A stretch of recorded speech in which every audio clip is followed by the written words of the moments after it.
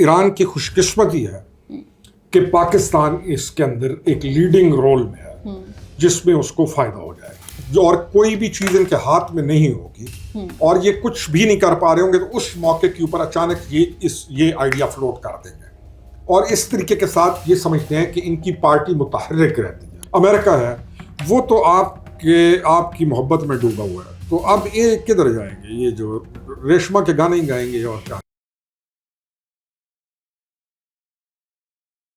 جی السلام علیکم, آپ دیکھ رہے ہیں آزاد سیاست. میں ہوں عریج فاطمہ. جو جاری جنگ تھی امریکہ کی, اسرائیل کی اور ایران کی, محسوس یوں ہوتا ہے کہ اس کی گرمی آہستہ آہستہ کم ہوتی چلی جا رہی ہے. اس میں امریکہ نے اپنے 15 نکات بھی مذاکرات کے لیے پیش کیے, ایران نے اس کو مسترد کیا اور اپنے 5 مزید شرائط کے ساتھ میدان میں اترا ہے. اب دیکھنا یہ ہے کہ یہ جنگ کن مراحل میں داخل ہوتی ہے. سیکنڈلی, کل جنیوا کے اندر جو سب کچھ ہوا وہ ہم نے دیکھا, اس کے اوپر کیا ٹیک ہے, کیا رائے ہے جو رکھی جاتی ہے. اور پاکستان کے خلاف ہم دیکھ رہے ہیں کہ مسلسل ایک پروپیگنڈا اس کا آغاز ہو گیا ہے. آج جمعہ ہے اور جمعے سے باقاعدہ سہیل آفریدی جو کہ وزیر اعلیٰ ہیں خیبر پختونخوا کے, انہوں نے یہ اعلان کیا کہ وہ رہائی فورس کی رجسٹریشن کرنے جا رہے ہیں. تو ان تمام تر معاملات پر تفصیلاً بات کریں گے. اسٹوڈیوز میں میرا ساتھ دیں گے سینئر پولیٹیشین ویری آنریبل خرم حمید روکھڑی صاحب. سب سے پہلے تو آپ نے, مجھے یاد ہے کہ ہم جب اب اگلا نیکسٹ پوڈ کاسٹ کریں گے تو ظاہر ہے کہ مہینہ ختم ہو چکا ہوگا اور یہ جنگ اس مہینے کے آغاز میں ہوئی تھی, اور مجھے یاد ہے کہ آپ نے کہا تھا کہ اینڈ پہ ہم دیکھیں گے کہ بالکل اپنے حتمی مراحل میں ہوگی, اور اب ہمیں محسوس یوں ہوتا ہے کہ اس کی گرمی بھی کم ہو رہی ہے اور کہیں نہ کہیں سے مذاکرات کی آواز بھی ہم سن رہے ہیں. اس اوور آل سچویشن کو آپ کیسے دیکھ رہے ہیں؟ آپ دیکھیں, ایک تو مذاکرات کی تصدیق ہو گئی. ایک پارٹی نے کہا میرے 15 نکات ہیں, ایک نے کہا ہمارے 5 نکات ہیں. یعنی ایک تصدیق ہو گئی کہ آپ ایک دوسرے کے ساتھ ڈائیلاگ کر رہے ہیں یا ڈائیلاگ کے لیے آمادہ ہو گئے. اب یہ ان کی کامیابی جو ہے مذاکرات کی وہ ڈپینڈ کرتی ہے ایران پہ, امریکہ پہ نہیں. اچھا. کیونکہ جو ایران کی جو پوزیشن ہے وہ اس وقت کمزور ترین پوزیشن ہے, اور اس پوزیشن کے اندر ان مذاکرات کا ایران کیسے اپنے لیے فائدہ اٹھاتا ہے اور کیسے معاملات کو سمیٹتا ہے تاکہ معاملات ختم ہوں اور ایران کی نارمل لائف شروع ہو, یہ اب ڈیپینڈ کرتا ہے ایران کے اوپر. ایران کی خوش قسمتی یہ ہے کہ پاکستان انوالو ہے بیچ میں.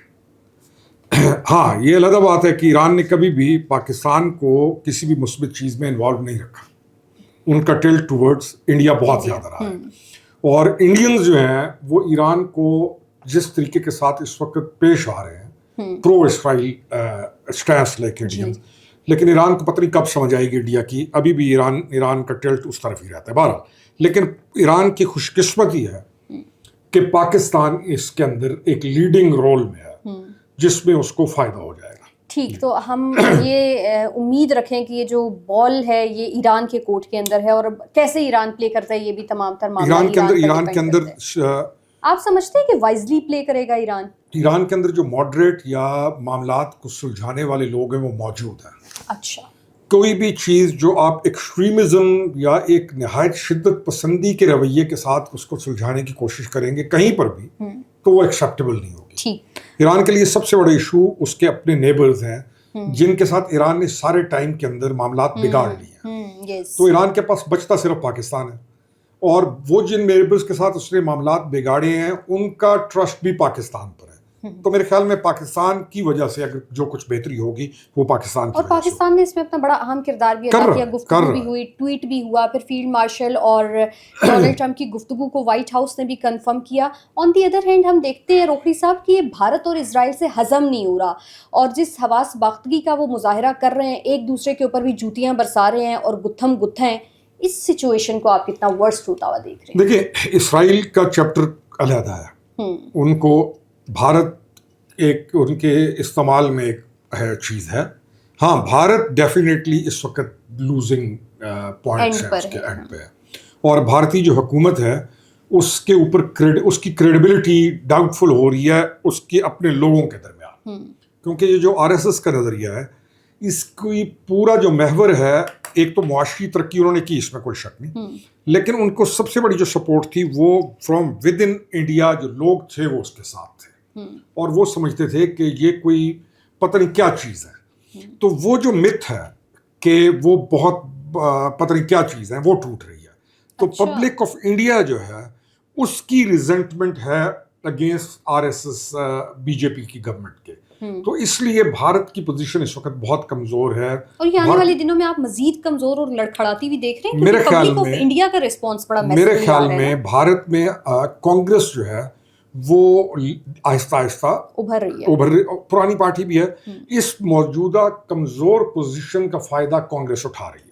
اور کانگریس کا لیڈنگ رول میں آنا بھارتیوں کے لیے اپنا کتنا اہم ہے؟ دیکھیں کانگریس آپ یہ سمجھیں کہ وہ دیکھنے میں ایک ماڈریٹ پارٹی ہے اور وہ پڑھے لکھے لوگوں کو کہتے ہیں کہ جی ہم, اور کانگریس جو ہے اپنے وہ اس آئین کو, جو ان کا آئین ہے جس کے اندر وہ تمام کو ایکول رائٹس کی بات کرتے ہیں, کانگریس چلتی ہے اس کے اوپر. BJP چلتی ہے صرف ہندو, اور BJP کے نزدیک اور کوئی کچھ بھی نہیں ہے. تو انڈیا کے لیے اور اس خطے کے لیے, خطے کو بھی چلیں چھوڑیں, ہم جب خطے کا نام لیں گے تو لوگ اور باتیں شروع کر دیتے ہیں. انڈیا کے لیے آنے والے دنوں میں کانگریس زیادہ بہتر پارٹی ہے. ٹھیک. اچھا روکڑی صاحب, یہ جو کل جنیوا کے اندر ہوا اور عمران خان کے بیٹوں کو ہم نے سنا, وہ ویڈیو آپ نے بھی دیکھی ہوگی. پہلے تو آپ کا کیا ٹیک ہے اوور آل اس ویڈیو کے اوپر جو ان کے بیٹے گفتگو فرما رہے تھے؟ دیکھیں ایک تو پہلی چیز یہ ہے کہ اس کا بیٹا جھوٹ بول رہا ہے. میں یہ نہیں سمجھتا تھا کہ ایک لڑکا ہے, وہ 30 to 30+ ہے, کوئی بچہ تو ہے نہیں, نوجوان آدمی, جوان ہے بلکہ نوجوان بھی نہیں ہے. تو میں سمجھتا تھا کہ شاید اس کی تربیت ایسے ماحول میں ہوئی ہے جہاں پر وہ جھوٹ یا یعنی وہ کون مین نہیں بنے گا, ایک مداری نہیں بنے گا, یا ایک ایسی کام نہیں کرے گا. لیکن کل انٹرسٹنگ چیز یہ ہے کہ وہ پراپرلی جھوٹ بول رہا ہے اور باتوں کو اصل حیثیت سے ٹوسٹ کر رہا ہے. اب اس کو ان معاملات کا علم تو ہے نہیں, اب اس کو یہ معاملات دیے کس نے؟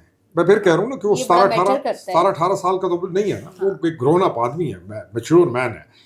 تو وہ جسے کہتے ہیں نا کہ جو جس راستے پر وہ ویسی اس کی ہوتی ہیں باتیں. لیکن اس کل کے اس جو انہوں نے وہاں پہ جا کے باتیں کی ہیں تو وہ نہایت ڈیمیجنگ ہے. آپ دیکھیں نا کتنا برے طریقے سے یہ ایکسپوز ہوئے ہیں اور کیا کیا باتیں کرتے ہیں. اچھا روکڑی صاحب, اگر حکومت یہ چاہتی ہے کہ وہ ایز اے پاکستانی سٹیزن یا پاکستان کے پاسپورٹ کے اوپر آئے تو وہ کیوں نہیں آتے ہیں؟ دیکھیں نا, ان کو یہ ڈیسائیڈ کرنا ہے, اور حکومت کا کام ہے کہ اس چیز کو, حکومت کا نہیں بلکہ جو نیریٹو بنانے والے لوگ ہیں ان کا کام ہے, نیریٹو کا جواب دینے والے, کہ وہ لوگوں کو یہ بتا سکیں کہ وہ پاکستانی بن کے پاکستان آنے پر تیار نہیں ہے.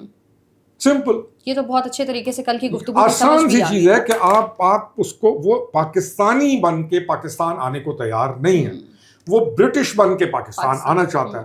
تو اگر وہ برٹش بن کے آنا چاہتے ہیں تو اپنی پاکستانی نیشنل کیا روکڑی صاحب یہی ہے کہ جو برٹش کی گورنمنٹ ہے وہ پھر پورا ان کو سپورٹ کرے, اور جو بھی نہیں, اگر یہ پاکستانی بن کے بھی آئے تو کیا اس کو سپورٹ نہیں ہوگی؟ نہیں سپورٹ تو ہوگی, لیکن اگر کوئی یہاں پہ پھر ہلہ گلہ ہوتا ہے یا پاکستان کی ریاست کے خلاف ہوتا ہے, یہی ہے نا, یہ جو ڈرامہ کرنا چاہ رہے ہیں, شکر ہے قانون حرکت میں آئے گا. جی شکر ہے کہ آپ کو اس دفعہ ڈراموں کا پہلے پتہ چل رہا ہے, نہیں تو ورنہ آپ تو ڈراموں میں ہی کھیل رہے تھے نا ان کے.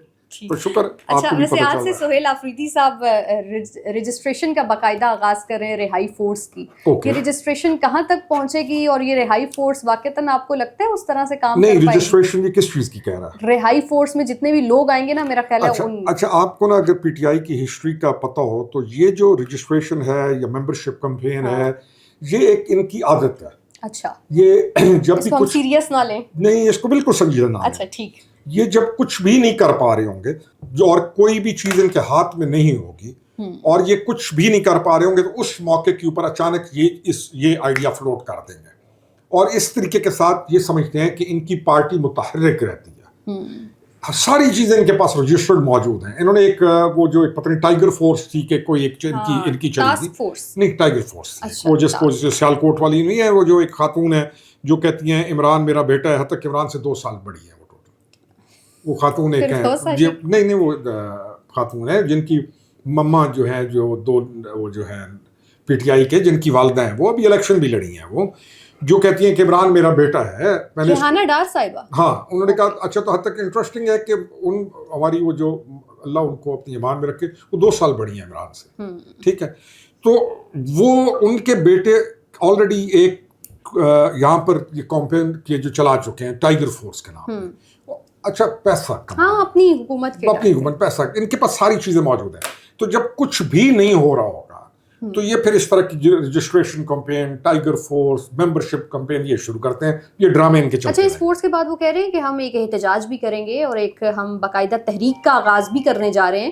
تو اگر ہم اس فورس کو سنجیدہ نہ لیں تو کیا پھر کسی تحریک اور کسی احتجاج نہیں آپ سمجھے نا، اس کو یہ ہوتی ہے کہ آپ سمجھ لیں کہ یہ اپنی تنظیم کو ایکٹیویٹ کرتے ہیں. اس کے ساتھ نوجوان بھاگنا شروع کر دیں گے بے وقوفوں کی طرح کی، جو بڑی کو فورس بن رہی ہے، اور وہ تنظیم ایکٹیویٹ ہوگی. اس ایکٹیویٹ جیسے ایک جراثیم ایکٹیویٹ کرنے ہیں، وہ جب ایکٹیویٹ ہوں گے تو اگلا سٹیپ پہ وہ لے آئیں گے کہ ہم احتجاجی ریلیز نکال رہے ہیں.